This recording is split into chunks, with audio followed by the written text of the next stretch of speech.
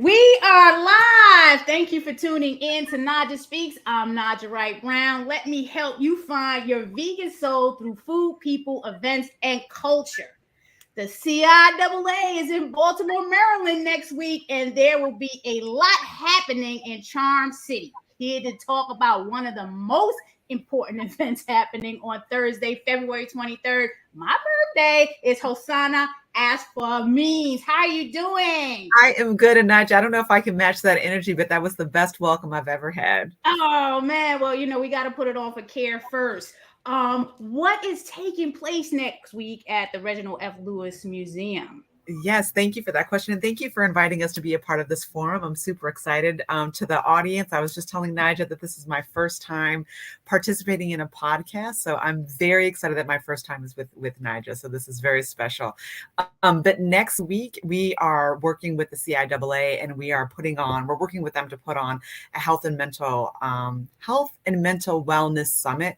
It's a series of panel discussions focused on mental health disparities within the Black community, along with cooking demonstrations and providing healthy tips for healthy eating and living.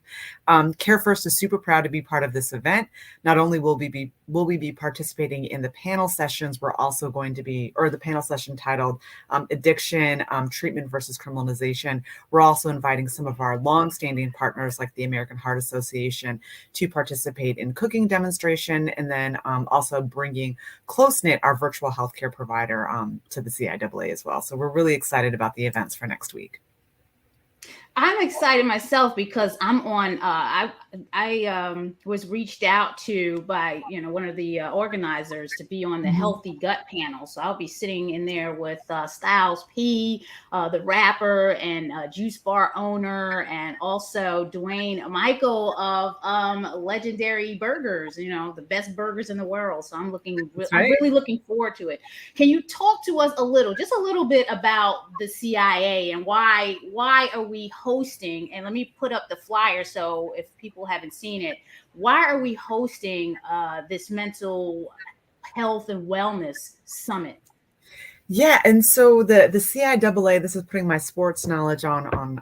You're quizzing me on this. So I'm not a big sports buff, but this is the Ciaa is the big collegiate conference that'll be coming to the area. This is the third year that it's going to be here at in Charm City in Baltimore.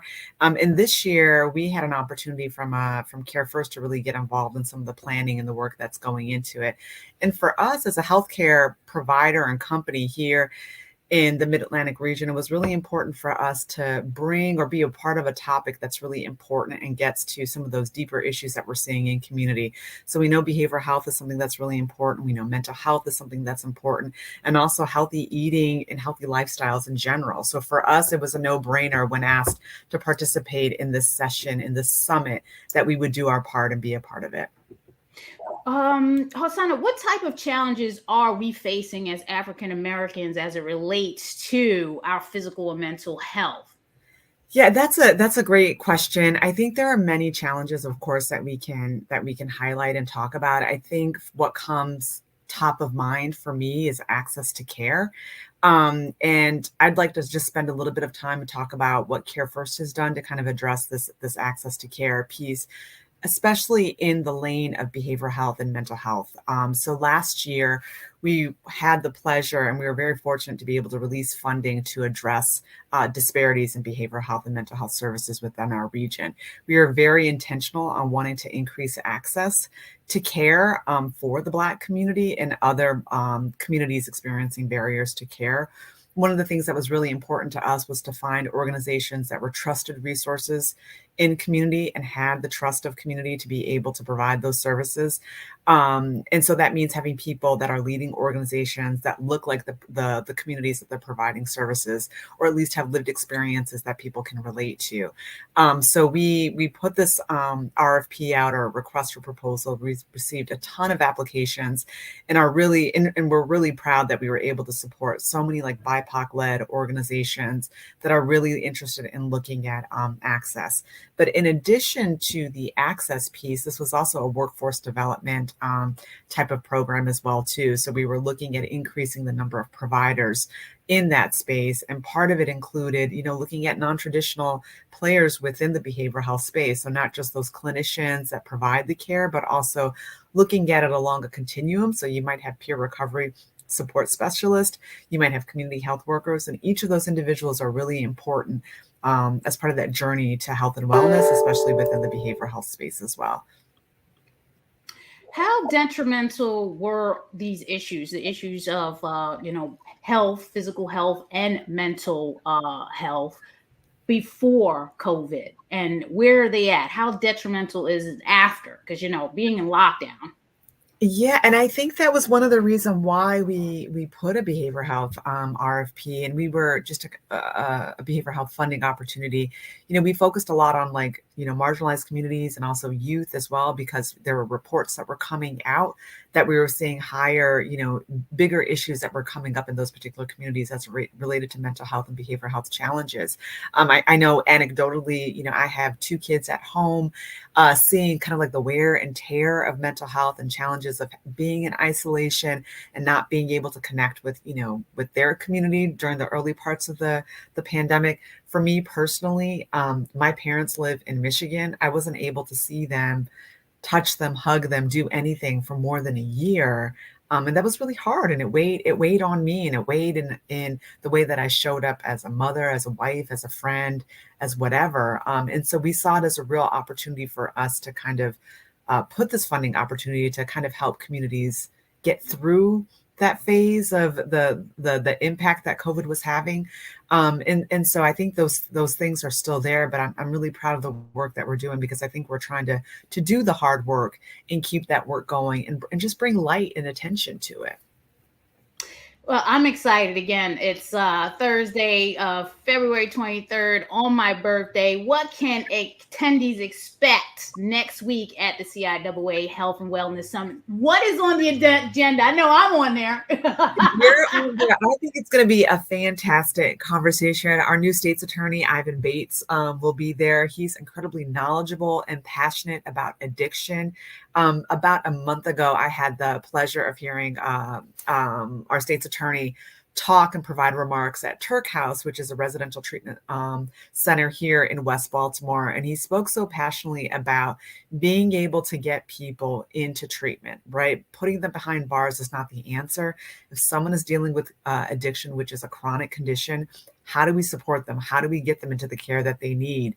And I think he is going to do an amazing job being able to present on that information, along with some fantastic community partners. And then selfishly, I'm going to put a plug for my amazing colleague, Jasmine Leonard. I'm tempted to call her Dr. Jasmine Leonard because she's on her way to get her DRPH at Hopkins. She's a Bloomberg Fellow, a fantastic voice and presence. She has been dubbed the health equity champion within CareFirst, and undoubtedly, I know she's going to be dropping some great knowledge at that summit. So that's what I'm excited. I'll be there providing some brief remarks, but the real showstoppers will be the panelists. I think they're gonna wow us and really ask thought-provoking questions and really help us think about a very complex issue and have us think about what can we do to be a part of the solutions and create change in our community.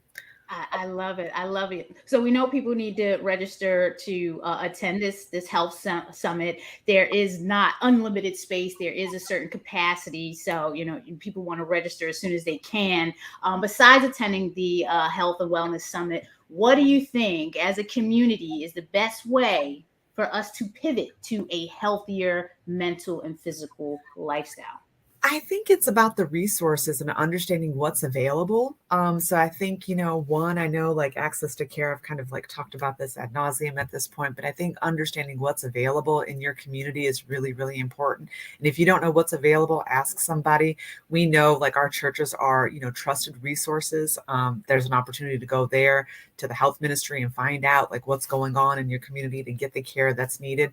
But I think the other piece too, Naijha, is really talking about these issues. I think it's been so taboo for so long, but I think it's really important to talk about what it is that we're going through and not be afraid to get the help that we need.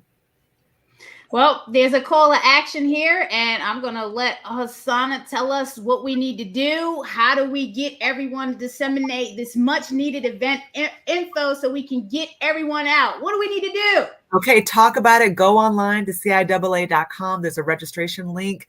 Sign up for that event, but also sign up for all the events because there's a theme that goes through all of them. So the more sessions you attend, the richer and the greater the experience will be. It's a fantastic opportunity. And I think an amazing spotlight on Baltimore City. I think for too long, we've seen so many different like negative narratives that have been put out there about our great city. But this is really Baltimore shining. We've got the mayor endorsing this. We've got amazing city leaders, business leaders, including my president and CEO, Brian Pinnock, coming to the table. This is economic development at its best. We've got money that's going to be infused into the community, and we've got outside guests that are coming in that will undoubtedly be wowed by Charm City. I mean, you and I know how special Baltimore is, and this is an opportunity for everyone to see how special it is.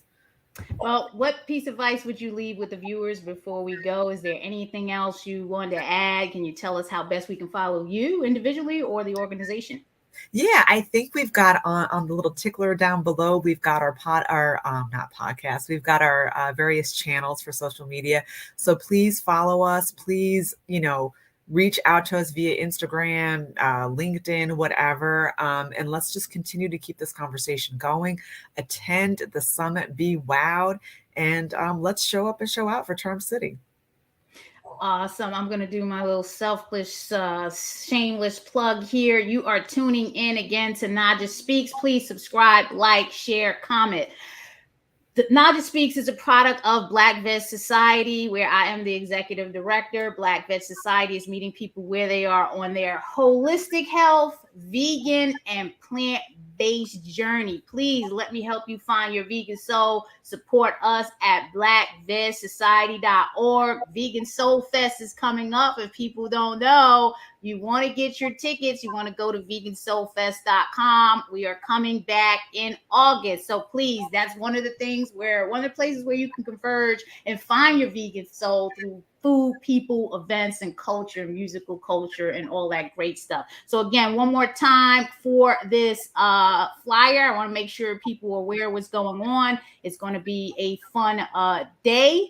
Not only because it's my birthday, but you have to be there. The Health and Mental Wellness Summit is running 10 to 2 p.m. Thursday, February 23rd at the Reginald F. Lewis Museum. That is where you need to be on Thursday. Register for free at baltimore.org/CIAA. It has been a pleasure speaking with you, Hosanna. I look forward to seeing you there next week. We are going to have an amazing time. I mean, and how great you get to bring all your friends over on your birthday. I mean, it's the best birthday celebration at the Reginald F. Lewis, right? I wouldn't have it any other way. Black History Month. Before there was any history, there was Black history. So make sure that you're there. All right. Thanks again for tuning in, everyone. Please, if you're watching the replay, share, like, comment, ask questions, do what you need to do. But we need to get this information out. Our health and mental wellness depends on it. Yes, I see all the comments. Thank you, Andrea. Yes, this is wonderful. Please make sure you share. Nancy, I want to see you there. Hello from Baltimore. It's Charm City. Let's show people how charming we really are. Get to the Reginald F. Lewis Museum Thursday, February 23rd, 10 to 2. Thank you very much. Have a blessed and safe day. Peace out.